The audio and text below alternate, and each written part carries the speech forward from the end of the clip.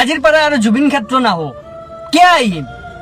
মোৰ আজি অসমীয়া বুলি ক'বা কাৰণে লাজ লাগছি ভাড়া এটা লৈ আহিছোঁ কলকাতাৰ মানুহ জুবিন ক্ষেত্ৰ চাব লৈ আহিছোঁ বুকিং কৰিছে লৈ আহিছোঁ লৈ আহি মানুহটোৱে কি কৈছে জানা কৈছে ভাইটি কি জুবিন ক্ষেত্ৰ দেখোন অকল ধূলা ধূলা ধূলা লাজ লাগছি আজি মোৰ কি কম আমাৰ প্ৰাণৰ জুবিন দা এনেকে ধূলাৰ মাজত ৰাখি থৈ দিছি পানী মাৰা মানুহ এটাও নাই পানী মাৰাটো চৰকাৰ ব্যৰ্থ আজি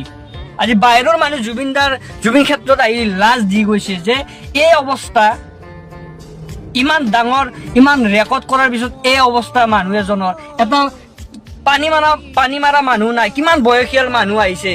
ধূলা ধূলা বালা ভৰ্তি চাৰু চাই দোকান বহি দিছে কি হ'ব দোকান হলি কেলা দোকান হলে কি হ'ব শিখৰ পাই চাদা পাই দুদিন পিছত ভাং পাৱা হ'ব বেলেগ আৰু কি কিন্তু এই জুবিন ক্ষেত্ৰখন যে অলপ বনাব লাগে অলপ ভাল লগা কৰিব লাগে সেইটো কিন্তু কাৰো খবৰ নাই ইলেকশ্যন আহি আছে ইলেকশ্যন যোৱাৰ পিছত কিজানি এইবিলাক উঠাই দিব কোন জুবিন পাহৰি যাব মানুহে বুজি পাইছা না ইলেকশ্যনৰ কাৰণে অলপমান ৰাখি থৈ দিছে তাৰপিছত এইগিলা মাটিত কিজানি হোটেল হৈ যাব হোটেল দুদিন পিছত হোটেল হৈ যাব অলপমান কাম কৰ আমাৰ জুবিন দাক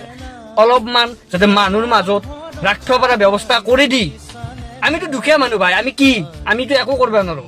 জাষ্ট আমি ক'ব পাৰো কৰবে কোনি লাগবো চৰকাৰে কৰিব লাগবো বুজি পাইছা না এই দেখছ না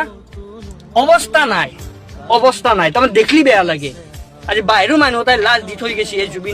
জুবিন ক্ষেত্ৰত কৈছে ধূলা ধূলা